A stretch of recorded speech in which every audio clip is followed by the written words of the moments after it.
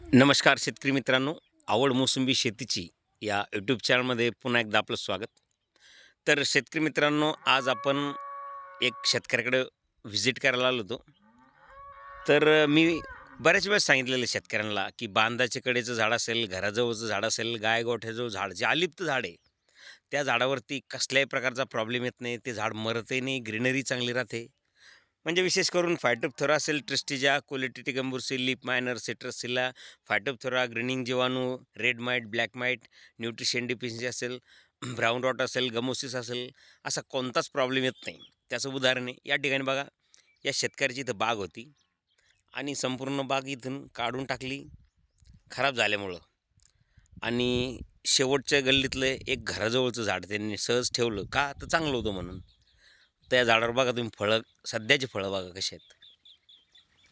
एकदम जबरदस्त ग्रीनरी, पानाची संख्या भरपूर आणि फळांनी फुल लोड झाड असं.